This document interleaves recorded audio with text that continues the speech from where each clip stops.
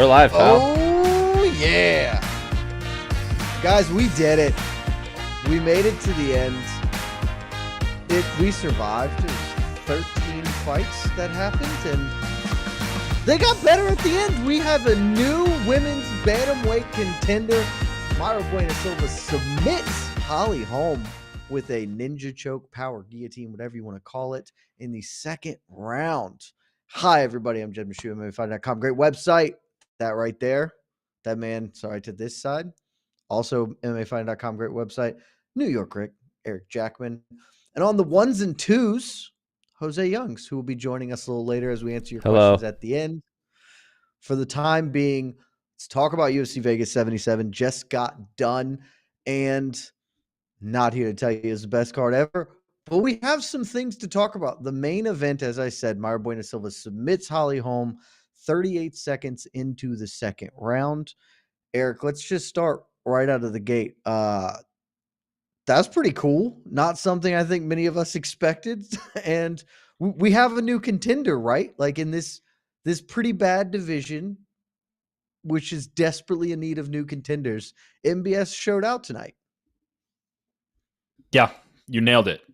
This division is very shallow.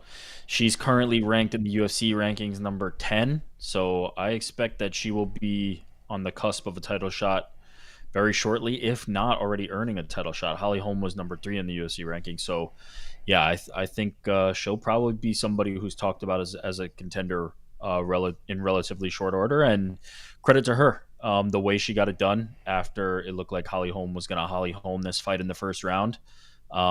She submitted her and ended it quickly. So, yeah, I think we have a new contender. Yeah, Holly Holm absolutely tried to Holly Holm all over this fight in the first round. A lot of clinching, a lot of wall install, classic Tim Sylvia efforts there. And then MBS just comes out in the second round. She's still pressuring, throwing heat. Holm goes for the clinch again, and this time she has made the adjustment. She jumps on that power guillotine, and Holm tries to defend, can't do it. So I brought up the UFC rankings when you just mentioned where she was. I didn't recognize she was at 10 for the UFC, which kind of speaks. If you look at her wins, that tells you something about the state of women's bantamweight at the moment. But after that one, Holm's at number 3. Bueno Silva is probably going to be the number 3 ranked women's bantamweight in the UFC come Tuesday. And the question here, Eric, I think that this probably got her a title shot. The question is just, is it next? Because we have the vacant title going on right now. Got to see where that goes. Is she going to be one half of the vacant title fight? I would assume not. I mean, it seems like the odds-on favorite for that is going to be Juliana Pena and Raquel Pennington. But a performance like this probably helps her case. I also think the UFC, for some reason, might be this title fight between Pennington and Pena. If they were going to make it, could have already kind of been in the works. So maybe they're holding out for something. This could have been something that they maybe wanted to see how that played out. But I don't know. If I'm calling it right now, I think it's going to be Pena and Pennington. But it would not surprise me. It would not surprise me. I think she's an injection of fresh blood to a division that sorely needs it, and a new name to kind of shove in there. So I would not be shocked, but I think it's probably going to be Pena and Pennington. Yeah, so coming into this, I thought what you said, right? I thought that the UFC was basically waiting on this outcome. We know they love Holly Holm, former champion, probably a better sell than, for being honest, Raquel Pennington is probably the one who would have gotten booted from that. But if we were talking meritocracy, Mayra Bueno Silva doesn't have a great resume. Frankly, it's better than Juliana Pena's, who has no wins over fighters currently employed in the UFC. So we would hope that would happen. I think you're probably right. I'm going to push back on that as a little unfair because of Amanda Nunes' like recent retirement. While it's accurate, I'd say that's a little bit unfair. Okay, outside of the Nunes one, which again, totally justified in what I said. Who else she beaten that's in the UFC at the moment? Also, do we remember what happened in that rematch? It wasn't a Oh, very I good remember. rematch for either. So, Oh, I remember. yeah, I would say that MBS, even though she doesn't, if we're well, like, look at her resume, Stephanie Egger, not it's not knocking any doors down. But yeah, I think what we're going to end up getting here will be MBS on the sidelines, maybe in attendance for the inevitable vacant bantamweight title fight that does happen, and she will get first dibs. And I don't know if people will care, but other thing I do want to talk about this fight before we move on to other business. Great post fight, like just uh the very end there where she does the sponsor things. It's tough scenes, but you gotta get paid somehow. But comes out there, wonderful message said in Portuguese about fighting, depression. Her wife helping her through it, and kind of giving a goodwill message to people dealing with something similar. Always love that. And then a really impassioned, hey, I deserve the belt. Brought out her Kenny Flory, and I finished fights and calling out Juliana Pena. What did you make of the post fight, Eric? No notes. She nailed it. She did everything that she needed to do to get people on her side, to have people be invested in her story, and also to say I'm next and I'm the one who's going to shake up this division in Amanda Nunes' absence. And then the little sponsor plug at the end. But yeah, no notes. A plus. I really enjoyed what she did there. So from fight, I'm giving it an A plus. Post fight, I'm giving it an A plus. She set herself up nicely for something in the future. Yeah, I don't think she could have done much better than this weekend. I will say to future fighters, I get it. You got to get the sponsor plugs in. You got to get dollars. Just be a little more creative with it. You can't just be like, and I want to thank X, Y, and Z. That's going to get you the hook. DC is going to be on top of that. Be like, no, can't do it because they're yelling at me. But if you come on there and you're like, when I was battling depression, you know what got me through it? My beautiful wife and Tom's Red Hots or whatever it is that you're plugging. Just I'd be sad and I would just eat some Takis and it would just lift my spirit. That's how you do it, guys. Speaking of how you do it, he didn't get the W, but the co-main event, Jack Della Maddalena pulls off a split decision win over late notice, 5 days notice replacement Basel Hafez in we don't have this out yet. I would strongly, strongly believe that this is going to end up being your fight of the night. Basel Hafez, really unheralded, comes in. Nobody's given him much of a chance. Massive underdog.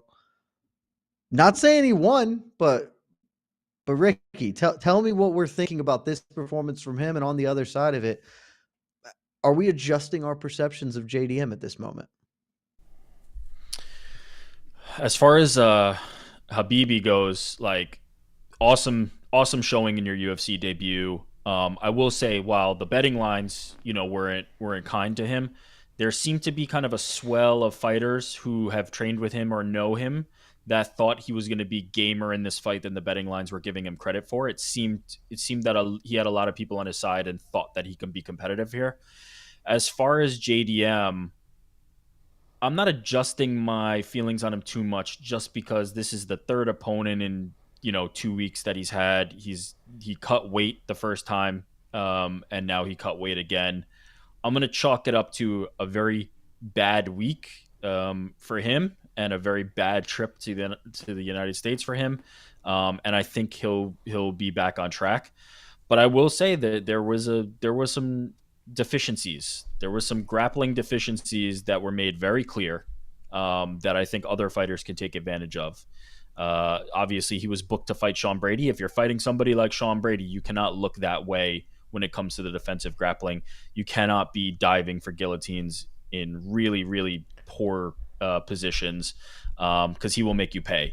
So I think I'm not going to ding JDM too much, but if I am a welterweight who has the grappling chops, I definitely am licking my lips a little bit and thinking that there's an opportunity there. So that's one of the tough things. I think this is going to be the fight that gets talked about a lot more coming out of this event because women's bantamweight just sort of is women's bantamweight at this point, right? Like, there's not going to be a big fan base that's itching to talk about Mayra Bueno Silva, despite how great that performance was. And conversely, JDM, I mean, Brendan Fitzgerald called him at the start of the fight, maybe the hottest prospect in MMA. I wouldn't go that far, but he is certainly on a short list of those guys that have gotten fans really, really excited in the last 18 months. And then this is the performance. And the thing you said there is the thing that I'm the most interested in moving forward is guys with grappling chops, because I mean, welterweight has forever been a division defined by guys with grappling chops. I mean, just look at the history of it. Name one welterweight champion that was not primarily like a wrestle grappler. It's, I mean, Leon right now is arguably not that, though we have seen him use that a lot in his fights. And other than that, you got to go back to like what, BJ Penn. It's just, it has been a division owned by that fight style. And as you look at JDM currently in the UFC's rankings, number 14, got a couple of guys there who could maybe be interesting fights if he's trying to move up the ladder in Ian Machado Gary. That would be a fun prospect matchup. You know, Neil Magny, not like defined by his grappling game, but look at the rest of the top of this division. Kamaru Usman, Colby Covington, Bilal Muhammad, Hamza Chimaev, even though I know he's not going to be there, Gilbert Burns, the aforementioned Sean Brady, Shavkat. Like, he is going to have to solve that. And so my question for you here, Eric, is you said you're not docking him for this. Is that just entirely because of all of the changes here, or is this hey, every prospect has like a tough out? He's going to learn from this, get better. Sort of where give me the gauge on why we're not looking at this and saying this could be catastrophic for this young man. It's 100% because of what he's gone through, because of what he went through in relation to UFC 290, and then this week. It's just tough. Like, first of all, you know, when you're a fighter flying from Australia to the United States to fight anyway, that's always tough. The cut is a little bit tougher just because of how far the distance is. Then you get there, your opponent gets switched, your game, you take it, you cut weight. Now he's out. You have to cut again, and you're fighting the next weekend. There's just a lot going on there that I'm going to give him a mulligan. Like, not obviously not his best performance, still got the job done, but I'm going to give him a mulligan just firmly based on that. As I said though, if I'm other fighters, if I am the welterweight division, which you astutely laid out is a wrestling heavy division, I'm seeing this as my chance. Now, is it going to ultimately, like, when he does have the set opponent and have the time to prepare and comes in fresh, is that grappling going to look as bad? Is his cardio going to hold up? Is a question that remains to be seen, but I'm not willing to close the book on that because of this performance. I'm giving him the leeway. So I will discuss this tomorrow with Mike Heck on to the next one. I'm subbing in for AK Lee, but where do you want to see JDM go from this, right, Eric? I mean, does this at least merit maybe he was getting the Rockets. That this was we're going to give you Sean Brady, and if you win this is a meet. Like, we are firing you up this division as fast as possible. Does this performance at least? Do you just go back to the Sean Brady well if that's an option? Do you look at something else like that, or maybe temper back a little bit more here? Where would you go with JDM at this moment? Yeah, it's an interesting question. If I'm the UFC, I might push a little higher, honestly. Like, I don't think you rebook Brady, who's currently in their rankings number 8. I think you probably start hopping, right? You want to get some favorable matchups. Like, you could do worse than like Steven Wonderboy Thompson. I know he's booked to fight shortly, but you start putting him in there with Wonderboy. Maybe Bilal is an option. It seems like he's, kind of sidelined at the moment. You start getting to Bilal and Gilbert Burns, it's inevitable that you're going to get into the grappling. You start getting to Shavkat, Colby Covington, guys like that, it's inevitable. So I think it's honestly a little bit sink or swim. You might as well take the shot with somebody higher if you're the UFC. If you're really trying to push them, you might as well take a shot with somebody higher as opposed to rebooking the Sean Brady fight, in my opinion.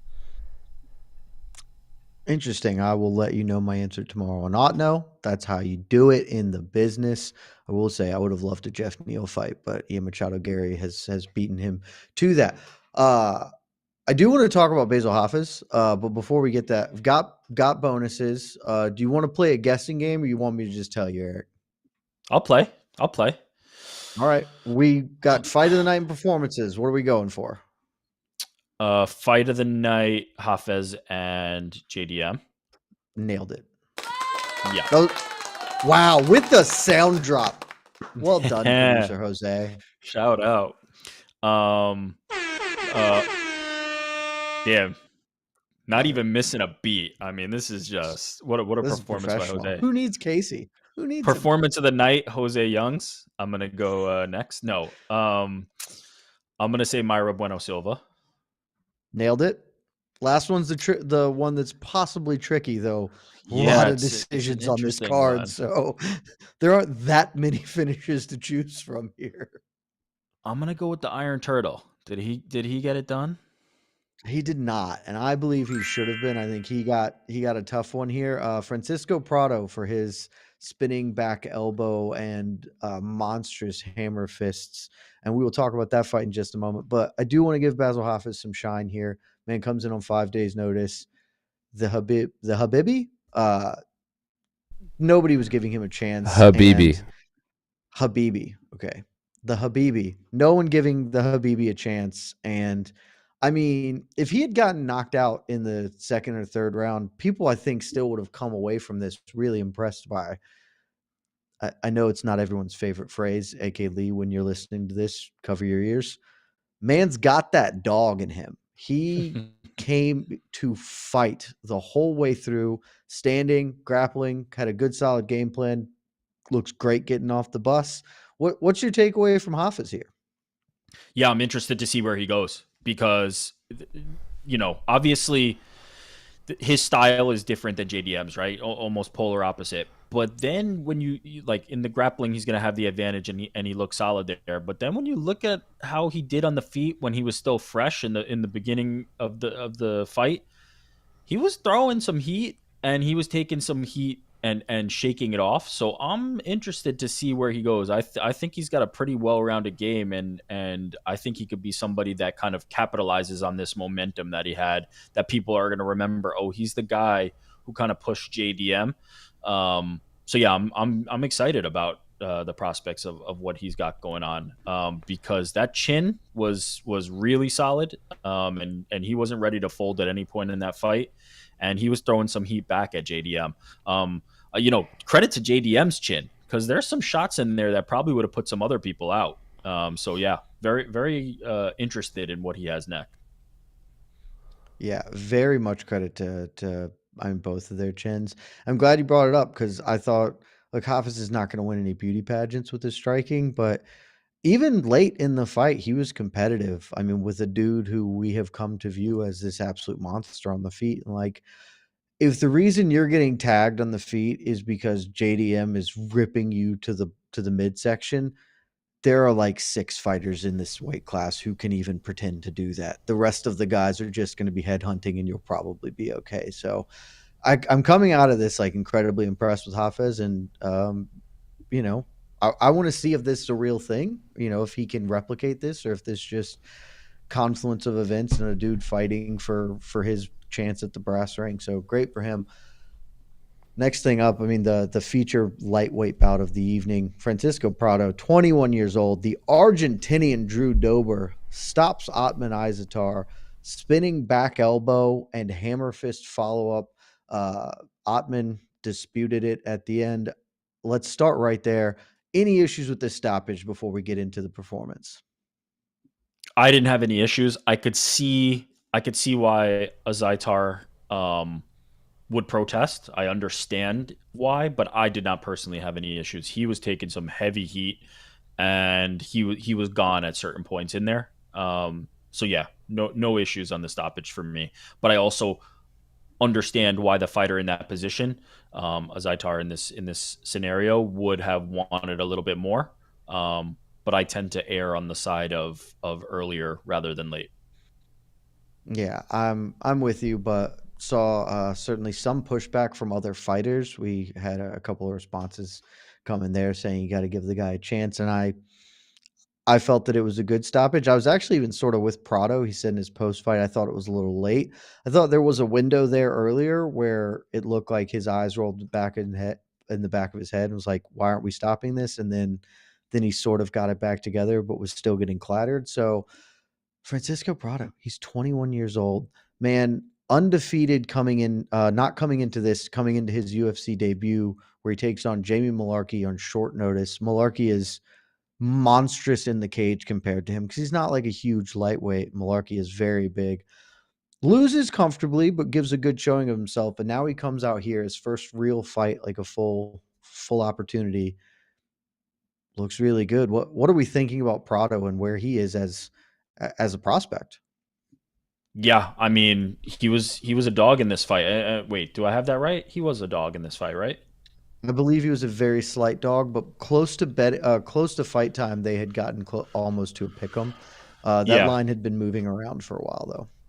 fair enough. But a guy who's very dangerous in the Zaitar. So, um, I'm the same thing I said for Hafez. Like I'm intrigued to kind of see where he can go.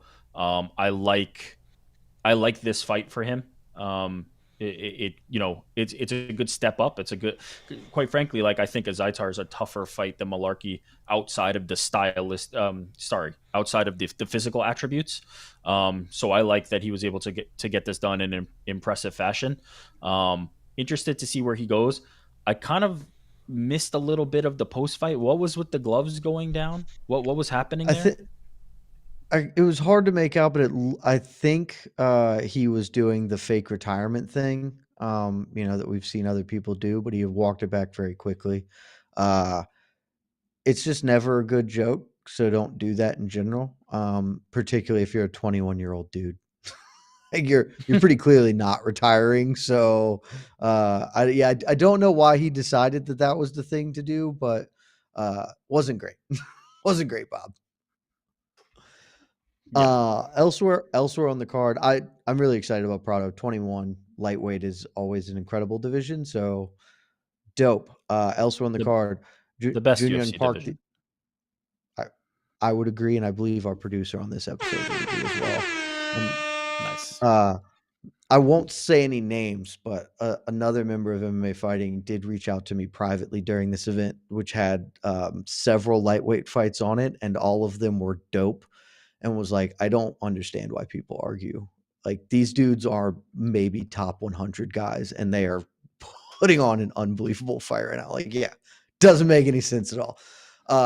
Speaking of other lightweights, we're gonna skip the Iron Turtle just because we're right here. We're at 155, and Nazim Sadykhov beats Terrence McKinney, who does the full range of Terrence McKinney in one fight.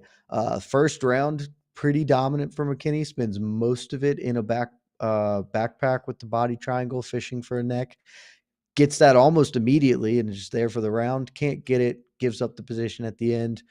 Comes out in the second round, and Sadikov is after him from the jump, and McKinney sort of wilts under this, ends up in a weird scramble. I'm not sure I've ever seen, and I at least can't recall. McKinney had his full arm tucked behind his back in this scramble, so he just actually had no way to defend. And I haven't seen enough replays to see how that got there. But what's the takeaway from Terrence McKinney? Because this guy comes in really exciting. They were even talking about him tonight as this great prospect everyone's excited about. And you think back, like his UFC debut, 7-second knockout over Matt Frevola, who's currently ranked, and then this is 2 in a row for him. Where are we at on Terrence McKinney and on Nazim Sadykhov? Yeah, for McKinney, I'm not ready to like pull the plug on this yet. Even like in his losses, there's moments where it just looks like yeah he's got it, and it between the wrestling and between the knockout power, it's kind of like he's one of these guys that even when he's going to lose, he's a hard guy to give up on, because he's so talented, because he's got so much by way of tools. He tweeted after the fight, "Sorry guys, my arm got trapped. Shit happens. I felt great all around. Moved good. Avoid hits. Just got caught up in my takedown. We will be back. Love you guys who supported and watched." So, um, another example of him saying he's going to bounce back. And this is kind of what's been the story lately. But yeah, he's got this thing that I just can't give up on. And I'm not ready to kind of write the story there. You just have, I guess he just needs one of those fights to get back on track. But I don't know where you look within the lightweight division, as we kind of just talked about. Like everybody in here is a killer. Like you don't have to be in the top 50, and they're all killers. So I don't know if the road's going to get any easier, but I do think there's something where he needs to kind of just get back on track. But I'm not ready. I'm not ready to write him off yet. He's so promising, and just even the fights he loses, there's moments where you're like, yeah, Terrence McKinney is a dude. Um, as far as Sadikov, like I think he just did what he needed to do in this fight. Like he the first round wasn't great, and then he comes in and was able to kind of take advantage of a situation with McKinney. Did what he needed to do. Sounds like he wants to fight on the New York card. Makes all the sense in the world. I think you give him somebody who's equally, equal experience and at his level, and just see where he can go.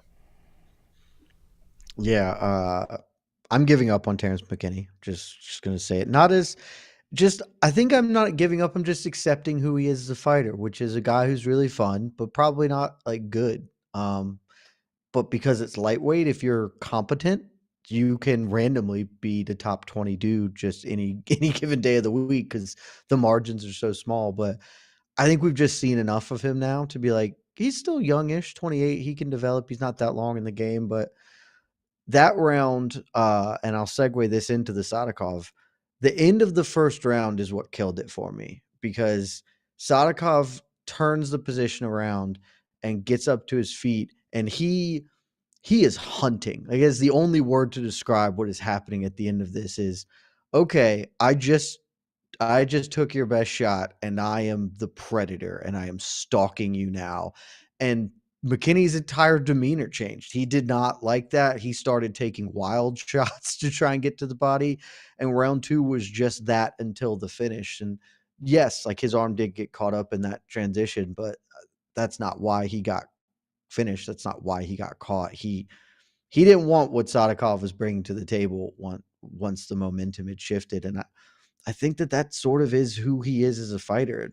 That's a tough one to overcome. So instead, he's just going to be dope. And there's nothing wrong with being an incredibly fun action fighter because there's a reason this man has 20 fights and has never gone to a decision. He is very fun to watch, and I think we'll get that. Sadikov, though, I am very, very interested. I'm more interested in Prado as like an overall prospect just because he is so young. But I mean, Sadikov coming out of a great team, still 29, not yet 30. Good signs, and like I said, I loved how he approached it after he got up at the end of round one of just, okay, I'm gonna get him now, and very, very interested. But like you, I don't know what you do. You just throw a dart, man. It doesn't matter who you're pitting him against in the top 50 at lightweight. Just have some fun and see what goes. So dope fights. Couple others talk on the main card. We'll run down the prelims very quickly, and then we'll just hop into fan questions. Uh, the Iron Turtle, the most underrated man in MMA, possibly. Jun Young Park submits Albert Duraev in the second round, just before the buzzer, rear naked choke after kind of putting it on him down the stretch of round two in a very Iron Turtle performance. Just kept coming, kept with the pressure, rugged. It was super awesome. I love me some Jun Young Park. Uh, Eric, how do you feel about Junior Park? And he's won 7 of 8. Where does he fit in the middleweight picture right now? That's just what I was gonna say. Like the dude's on a nice little run, and it's not bad names on this resume. Like he's reaching his potential. He is living up to it. I feel like he's got to start cracking the rankings and really like making a push. He's super well rounded. He's super durable. He's how old is he? He's 32. So like now's the time. Now's the But I'm time. interested to see where he goes. Like this is a dude who's shown that like at this level in the UFC's welterweight division, it's not just that he can compete, but he can kind of excel. And I like this four fight. Like his last loss was to Gregory Rodriguez, Greg which is Rodriguez in an incredible fight an that he almost insane. had RoboCop dead like 4 times too. Yeah, Just RoboCop pulled a miracle comeback out of nowhere. which with the power that he has, he can be prone to That's do. that's But that's like what he does. Yeah, he does that. But yeah. no shame in that loss by any means, and he's already now back on a 4-fight win streak. Like I'm ready to see him against some of the names that we're used to seeing in this division, and just seeing where it goes for him. I think he's earned that. I think he has definitely put himself in the position where, like, he deserves somebody whose name you recognize, and is up there. I'm gonna have to figure out who I'm matching him up against. I kind of would have liked Bruno Fajeda, but Ruzibaev just iced him, which sort of came out of nowhere. And I guess maybe you do that. I don't know, but I am Junior Park is now appointment viewing for me. If I know he's on a card, I am at least excited about what that's going to be because I he has been delivering really good fights time in and time out and overachieving. So loved it. Running down the rest of the main card, the last fight there, Norma Dumont, Chelsea Chandler. That is a fight that happened. That is, I'm going to go ahead and guess the final women's featherweight fight in the history of the UFC, at least for some time.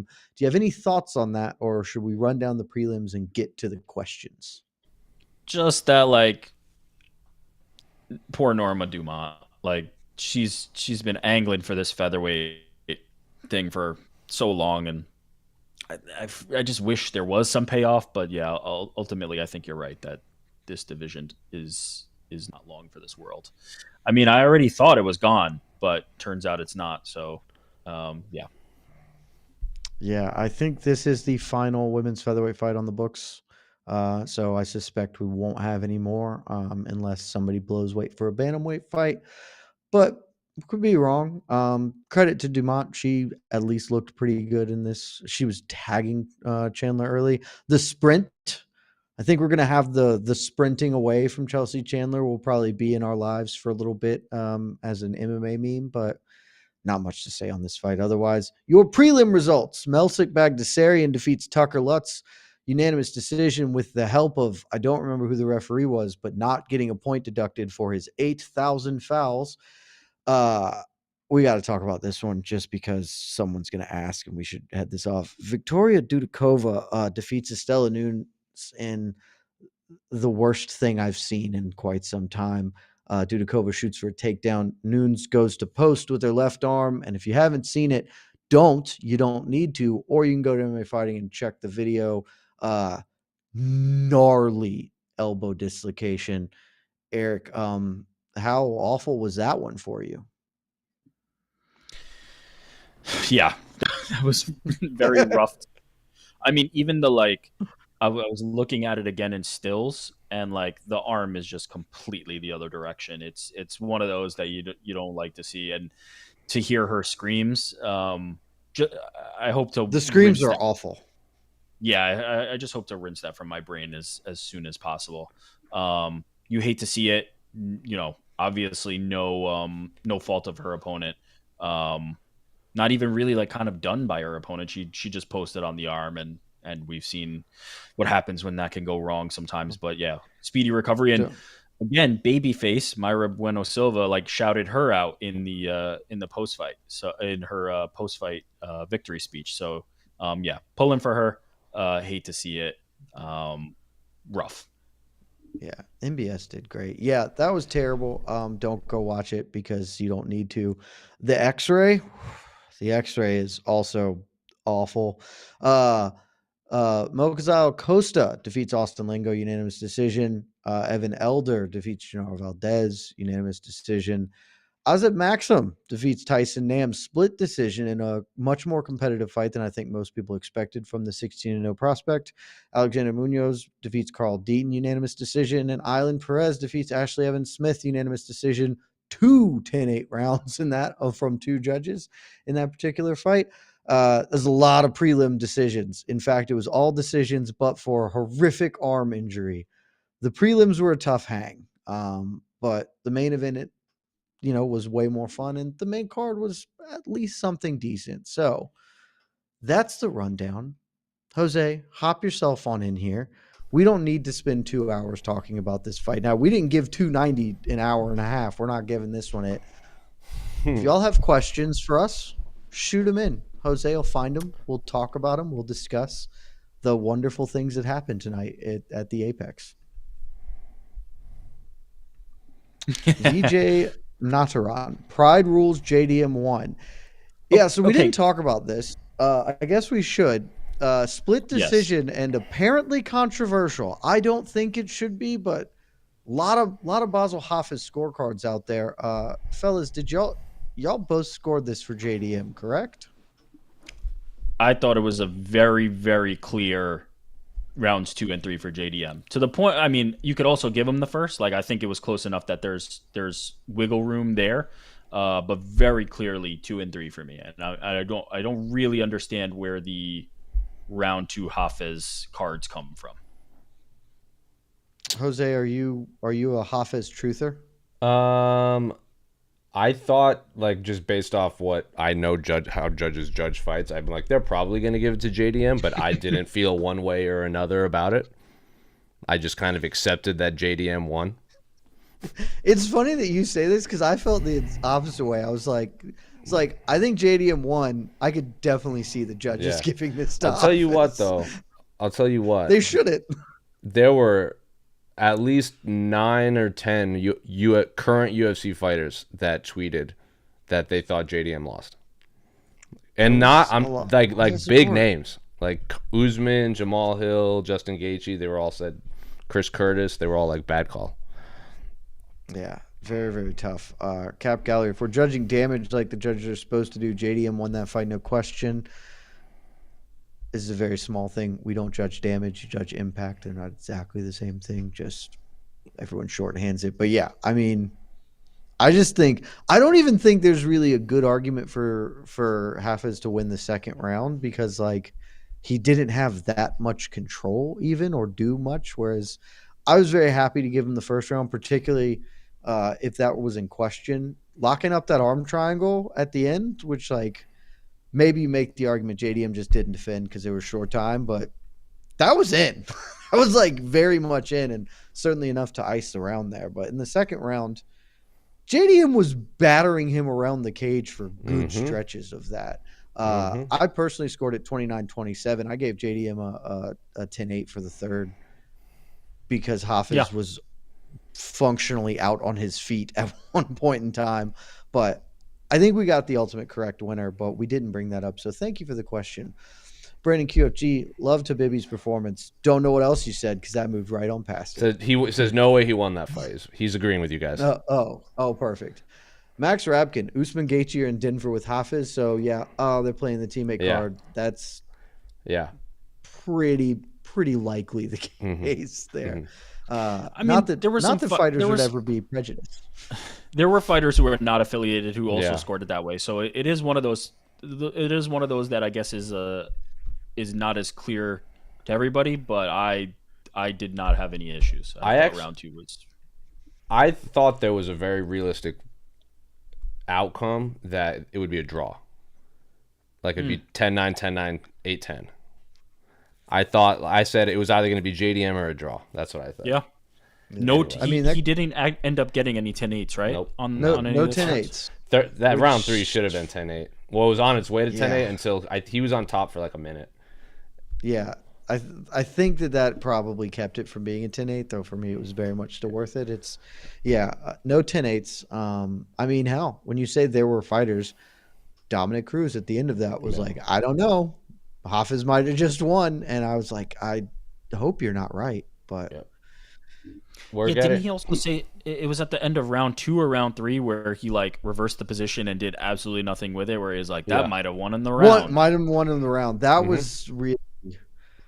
I don't need to harp on this commentary team. I have said plenty about them in various post-fight shows. Not my favorite group that sits in the booth that we got tonight. All right. There's a lot of questions about this fight, so I'll just use this question to just kind of talk about it as well. This is the last question we'll have on the JDM fight because there's a million of them. Let me change that size. Max Rabkin, can we acknowledge the short notice fight also being short notice for the huge favorite? Sarukian, Evloev, now JDM. It's tough to take on a guy with nothing to lose and next to zero prep. I mean, that's just super true. Like I feel like we've said this at various points in time, but like I do think largely that it still is worse for the short notice fighter because at least fighter A has been prepping for a fight, even if Mhm. the dynamics are entirely different. It's still more than nothing, but it is, I mean, it's a huge shift. And even though Hafez arguably was probably doing something similar to what Sean Brady was doing, it's still just a huge chain. He got his fight pushed back a week, so his peak time is off. Like, yeah, Mhm. it's enormous. I don't know if you guys have any thoughts on this. Yeah, I mean, I'm gonna echo that, but I think there is. I would honestly actually go the other direction where I do think it's harder on the one who's got the spot that's up for grabs. Like Yeah. I think this is a tougher Oh, spot for okay. JDM than it is for Hafez. Like again, we kind of talked about it. Like Hafez lost this fight, but we're just as excited Yeah. about what his future prospects are, and we're kind of seeing people be like cooling off on JDM. There's a lot to lose. Like if you don't come out there and absolutely like if you don't do what Bo Nickel did, Mhm. people start to question you. They're like, why is this guy even in the fight with you? That's a really tough spot to be in. The prep, to your point though, like they're the ones in camp, and the other people are I think there was a time where you were presuming that they're coming off the couch. I don't think that's the case anymore. Like I think a lot of these guys are kind of ready for these opportunities. This seems to happen in the UFC and in other organizations like all the time. So I think he was ready for the fight, but I think there's a lot to lose. And Max, this commenter, makes a fair point. Like this is a tough position to be in when you're somebody. Like JDM's a ranked guy who's about to fight Sean Brady, and now he's Mhm. fighting somebody who most people who are watching this show and watching the event did not know before the event. So tough. And Sarukian, the same thing. Yeah. And I do want to know. I don't think was Sarukian a short notice. Did he have a short notice opponent? I don't think he Yeah. Yeah, did. it When? wasn't like soup. No, because he was originally going to fight Moicano, wasn't he? Is Yeah. that right? Didn't it just happen? Or It was no? going to be Moicano, but then it was Joaquim Silva. I Yeah, think he was Joe. Yeah. Are scheduled to you? fight Moicano on the 20. He was scheduled to fight Moicano on the 29th, but Moicano pulled, so they pushed him back to Okay. Joaquim Silva on June But June it 17th. wasn't So a massive. he had more time. Yeah. Yeah. Yeah, it wasn't like a 5-day notice Yeah. like this, but Like it was a you guys here you're taught gonna fight at the end of April. like Terrence McKinney was a short notice fight when he knocked out Yep. Matt Frivola. Mhm. And obviously Evloev, he had that rough one. And then Yep, 289, I think it was Matt Schnell was fighting David Dvorak, and I think Schnell pulled out, and then what was it? Ursig, I think you pronounce his Yep. last name. Like, Steven Ursig. Yep. yeah, that was a short notice one too. Yep. To the point where he's like, I didn't know who David Dvorak was, and I didn't know he was ranked. Good on you. Steven Ursig now a top 10 Yeah. like flyweight in the UFC rankings. This That's question is probably better for you two. I don't know if this is true, but you guys are the betting people. Bueno Silva by sub was plus 400. Wouldn't shock me if that was true. Let's see if I can look that up quickly. Yeah, I could find that out. Because she was a plus 140 underdog, so a finish prop is probably going to be that. Though I would have thought it was a little lower, but yeah. I mean, the truth is Holly Holm hasn't been finished a bunch. She has been submitted the one time by Miesha Tate. Make sure I'm not forgetting something. No, she got submitted the once by Miesha Tate, and we talked about it in the pre-fight Q&A. She's got clobbered by Amanda, and that's it. Like she fought Chris Cyborg, who clobbers everyone, and she didn't get clobbered. Like she's been beaten. Yeah. Hadn't been beaten like this a lot, because even the Tate submission, she was winning that fight, and then the 5th round it happened. This She was is 3 minutes away from and still, and then rematching Ronda in International Fight Week. Yep, and then Tate just found it. That number is roughly accurate. Like it's in the 350 to 4 range. So yeah. So speaking that's of a that, nice one if you sniped it. Holly It's Holm good Miesha cash Tate. out. Holly Holm Miesha Tate 2. Is that the fight now? Considering Miesha was supposed to fight Bueno Silva. That is the fight, actually. That's a great call. I think that's it. That is the fight. Unless you're convincing Ronda to come back, and then you can run that one. Good joke. Oh Good boy, joke. this Ronda stuff. I'm just saying. Also, on that betting thing, I don't know what the odds were for Jack Della Maina Jack Della wins by decision, but I guarantee you it's over plus 400. Oh, I'm The sure. over under I'm on sure that it fight was. was the over under on the fight at 2.5 was like minus 550. So to even make it to the scorecards was something to do. Had Silva sub second, $3 to 60. Yep. I mean, that's a Very hell of a nice. pull, David Williams. Good for you. JDM via decision was like in the 8 to 900 plus 8 to 900 range. So yeah, it was very unlikely on the book. I mean, it was unlikely for the whole of that fight that thing went to decision. Basil Half is as tough as hell. Jesse, MBS versus Pennington, the only fight to make.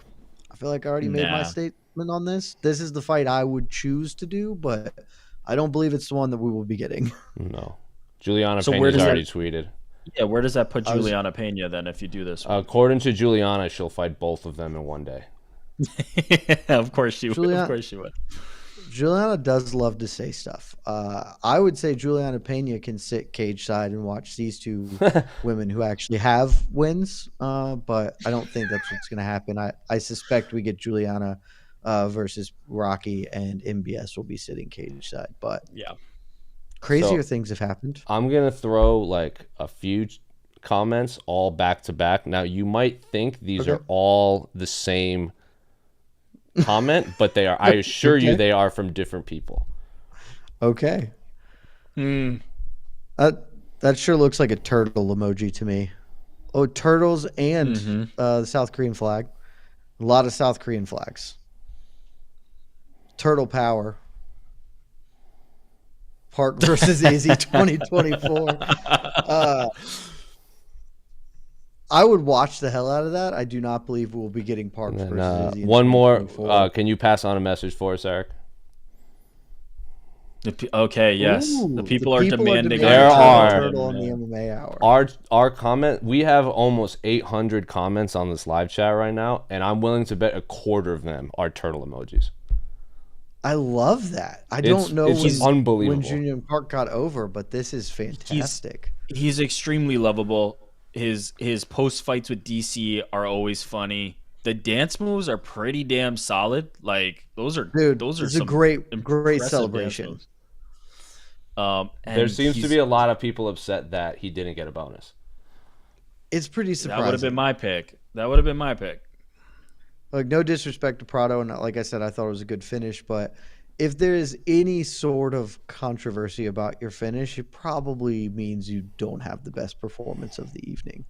You know, like, cool, it was a spinning back elbow that was dope, but if there are real fighters who are like, that was garbage, then give it to the man for whom there is no controversy, and he did a celebratory dance, which was really fun. Yeah. Iron Turtle with the best dance of the evening. Wasn't there? Oh no, that was there was some twerking. There was some twerking. Yeah. There were a few comments on that, but we don't need to. A couple people trying to matchmake for Habibi for you, Jed. Okay, I like this. Ooh, what are the thoughts? Habibi versus Fialho. Two bald dudes breathing hard. I mean, I would watch the hell out of that. That is a sick fight. I like that a lot. And another guy earlier in the day, same thing. Fialho booked. Need Habibi versus Fialho. Wow, love that. Fialho is not booked. He is coming off 3 losses, so I assume he's probably on thin ice. But I'd watch the hell out of that. I think Fialho's always fun. Dana White likes Fialho because he tried. If he had beaten Jake Matthews, I think it was Jake Matthews, he would have broken Hamzat's record for fastest, like least amount of time to 3 wins. I am on record. April, May, June. I am on record saying I have never been overly impressed with Fialho whatsoever. To the point where people have been trying to like make him a thing, and I'm like, I am not. Was so unimpressed with Fialho that I was unimpressed with Jake Matthews. Like after Jake Matthews beat Fialho, I was like, that's not even impressive. You just beat a guy who's not that good, and then. Lo and behold, Jake Matthews got like teed up his last fight. Regardless, I move on. See that's impressive because me and Shaheen got hoodwinked by Jake Matthews. Casey too. We were very much like, oh, Jake Matthews, 25-year-old Jake Matthews has finally put all the pieces together. This kid's gonna be a top 15 guy for the next 7 years. and then Matthew Simmelsberger just defenestrates him. So, As one does. It was tough. As one does when you fight a guy outside of the top 50. Come on. Anyway. Good on you. Duraev versus Bo Nickel. I mean, it's not awful. I just don't know. I don't know what we're accomplishing with it other than handing Duraev another loss. But like, you gotta put some bodies in there against Bo. Yeah. What do we do? What are we doing for either guy in that scenario? Yeah, like it agree. just doesn't make a lot of sense. I don't know what we're doing for Bo in general other than getting him reps, which is fine. Like, he needs reps, but I don't think there's a bad way to book Bo Nickel. You just feed him people and let him fist fight for a while and figure out how to do it. How many more reps does he need? That's the question. Oh, I think realistically, like, you could start throwing him in against top competition and just see where the chips fall, but I just don't think it's necessary. Like, he looks really good right now. Just imagine if he's been boxing for 18 months. What if we let him do it for 2 years, 3 years, and like, all right, now it's time. You have developed like real things. But we're gonna slow roll him that long. Jeez. Oh man. Yeah, that's how I always feel about prospects, but I also understand that's probably not what's going to happen. So. Now, a lot of people are throwing out Bo Nickel, like Bo Nickel, Brad Tavares, Bo Nickel, Brian Battle, Bo Nickel versus fill in the blank. Bo Nickel fought last week, and it was terrific. We enjoyed it greatly. Did he break a sweat? By the technical definition, he fought. He competed in a mixed martial arts contest, and it was really fun for all 38 seconds of it. That he recalls frame by frame, second by second, that he's able to. Everyone was very impressed by that. It was only 38 seconds. Of course you can recall it. I can remember something that happened 3 days ago that was significant because it was 30 seconds.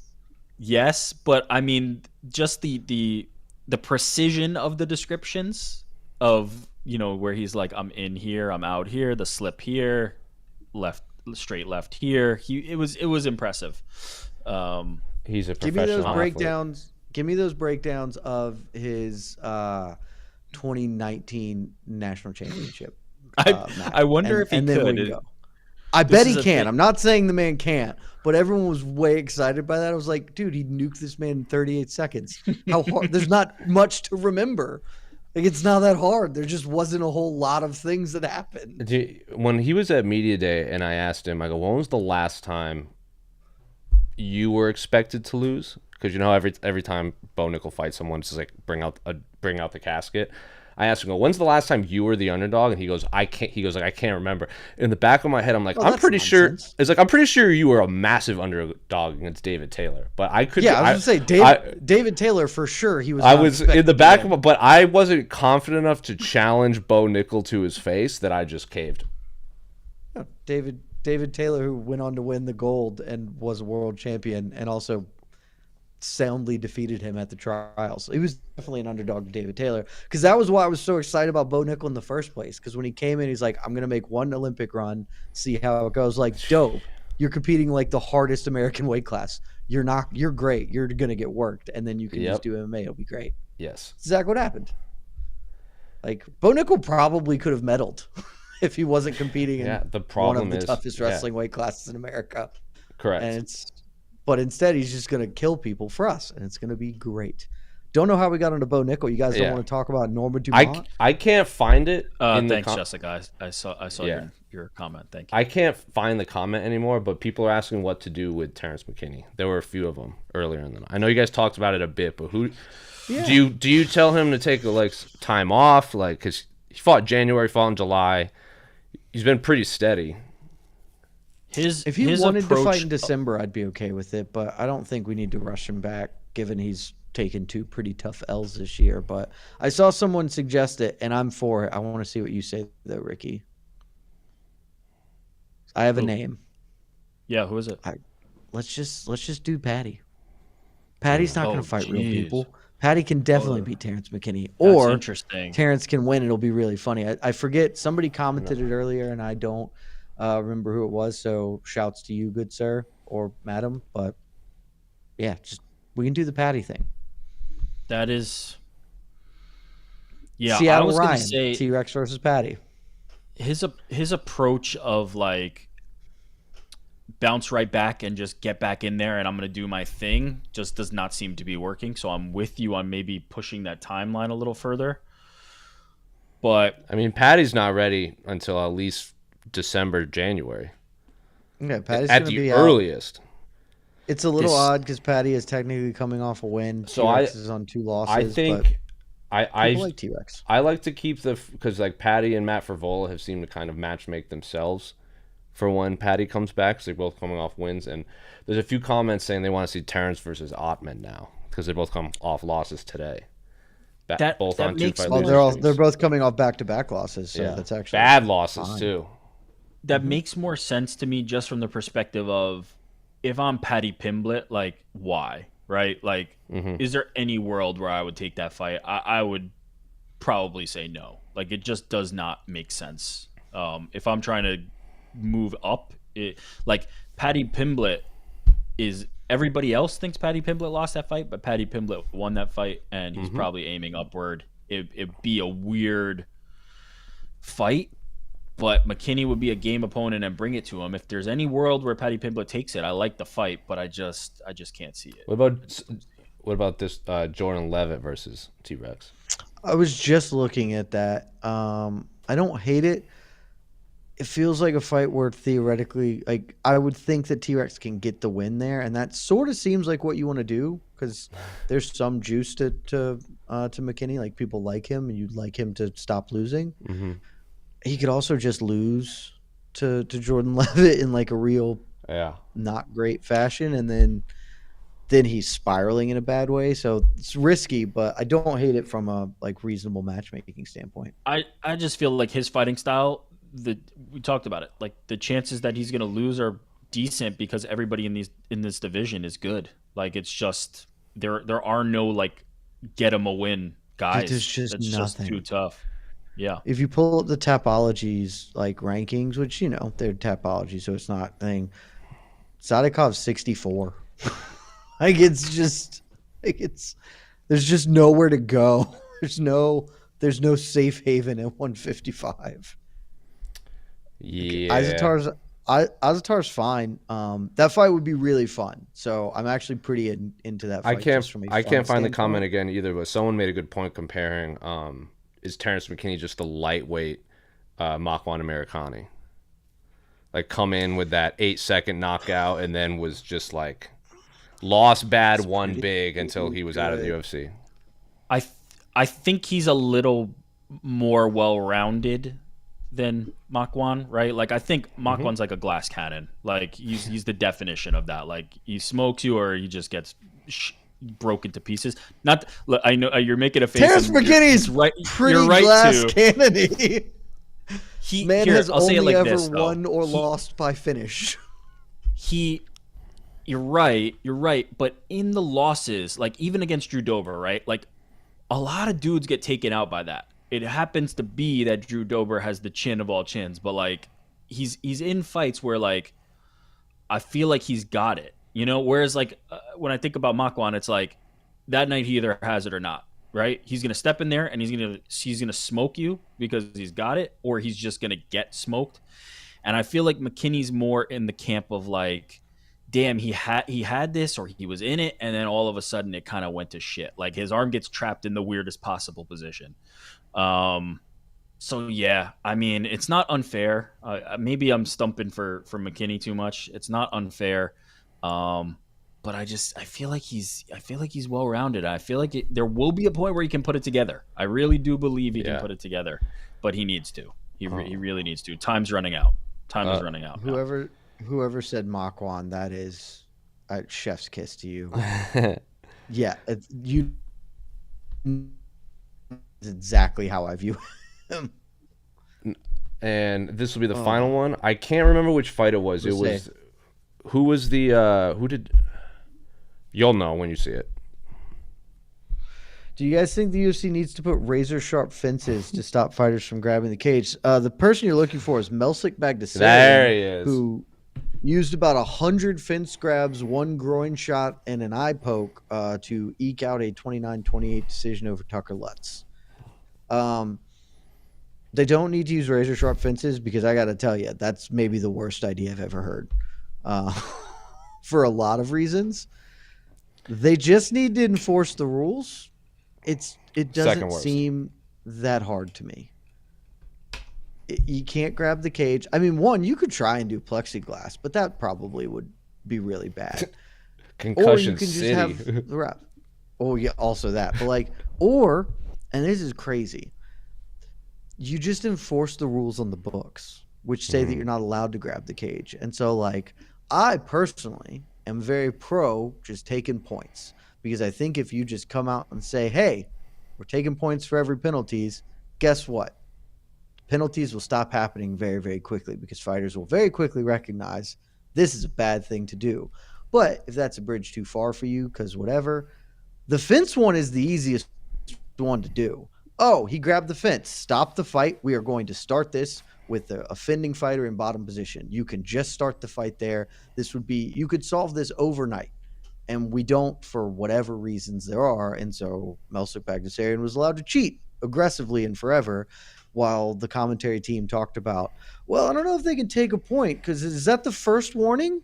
If they did a second one, you get one free, which isn't how the world works, but it's just the reality we live in. So, yeah, just enforce the fucking rules. Can I just say, I understand your position, and in most scenarios, I think that you and I tend to be aligned on a lot of topics. I would normally be aligned with you. But as a parent, and this reminds me of parenting, there's certain scenarios where you want to be the disciplinarian and you want to say, like, you're punished on the first offense. But then sometimes you also want to do the thing where you're like, well, did you really mean it? And you start to get softer. You start to not want to influence outcomes and be too harsh. And I understand that refereeing and parenting are not one-to-one, but I am sympathetic to the idea of, like, I am sympathetic to the idea of not wanting to screw things up irrevocably by being too harsh. But I get it. I understand. That's the thing. The argument that you don't want to influence the outcomes is they are. By not enforcing the rules, one fighter who is obeying them is by definition being negatively impacted. Like, just, we say it and it's not as a joke. Like, when me and Mike say this, it is not tongue-in-cheek. It is actually factual. You should cheat. There are percentage points of value being left on the table if you are not cheating, because the refs are not going to punish you for it. Melsik Bagdasaryan, I cannot say definitively he won that fight, because can't see alternate realities. He cheated his ass off, and at several points in time it gave him a very clear advantage over the dude who didn't cheat. And so that's influencing it by not doing anything to prevent it. Like, it's in every sport in the world. If you make a penalty, there is a consequence, except in this one, you just get a stern talking to, and then you can do 5 more of them. It doesn't make any sense to me. I don't know how true this one is. I didn't notice this one. So this is true. I had a conversation with Mike Heck about this. I do think the fence grab is slightly different, though I would still say if you wanted to punish Sadikov for it, it was not a fence grab to prevent a takedown. It was after he had already stuffed the takedown. He's sort of posting his hand up against the fence while he's positioning, and he grabs the fence. And so, like, it is absolutely a foul. So would you take a point in that scenario? I'm less concerned about that than a thing. Well, that's my argument, is I don't think you have to. If you guys are super problem about that, you can just give up the position. Like, okay, that's fine. Like, I think you should take points for nut shots and eye pokes, because there's no real way to make that right unless you're like, okay, now I get to poke you in the eye, sir. Like, you can't make that even. Fence grabs are very easy to be like, oh, you grab the fence to keep yourself upright. We're going to stop the action. We're going to give the takedown to the other dude. Fight can proceed from guard. And, like, we can all be happy with that outcome. That seems the easiest answer to me. So I would have been happy to say, hey, you did still do an illegal thing. We're going to stop the fight. We're going to give up the position. We're going to go back to neutral. Fight can proceed. That'll be fine. Fouls are a mythical fighter. one of these days I'll embark on the long and arduous task of like actually data cataloging the winning percentage of fighters who foul, because I would bet anything you wanted to that it is a successful fighting strategy. There is no doubt that you're right, that the efficiency of fouling is absolutely there, and people high are efficiency not move utilizing it in cage fighting.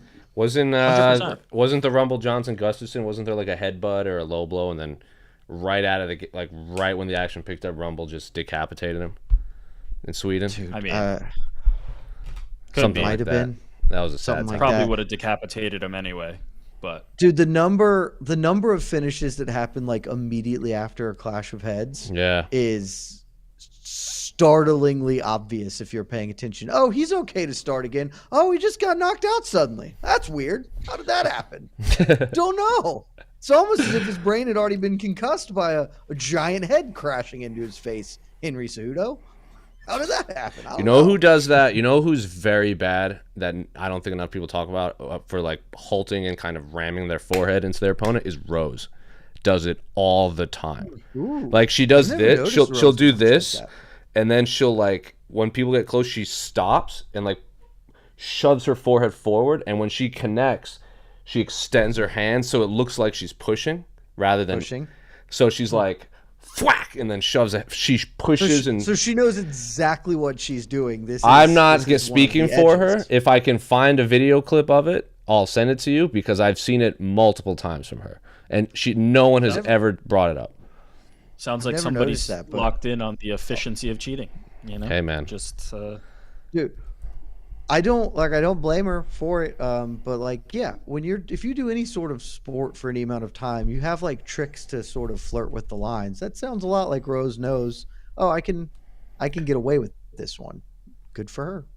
Henry Cejudo just launches his head at people. Like just straight up, like goes in, just dives in with his head, and it's never once been called for it. It's astonishing. So keep doing it. If they don't stop you, it's legal. Like that's just how this game works. Mm-hmm. So, like Melsik Bagdasarian, I am not upset with you for doing what you can to get both of your paychecks and provide for your family. Just wish the rest would. It's just unfortunate because that was also that was a fun fight. That was a fun scrap. It was. Dude threw a axe kick, standing axe kick at Tucker, who was also standing in front of him. That was a fun fight. Cormier's like, I'm not sure that those work. It's like, well, he just did it. Looked pretty good. Fight. And with that, a lot of the questions are now just arguing about rules in the. We've also we've been on an hour. Yeah, I think that's plenty for UFC Vegas 77. So hit the music, Jose. We can get out of here. Hey, it's the right music. Boom, love the music. Next week, we're back in London, baby. I think Mike Heck will be back to take the chair, so you won't have my jackass self doing this. I may still be here to talk to y'all. We'll see how it goes, but it was a night of fights. We got a new contender, Jose Youngs, for Eric Jackman, for myself, for the wonderful team at MMAfighting.com. We love you dearly for joining us. We'll see you next week. Peace.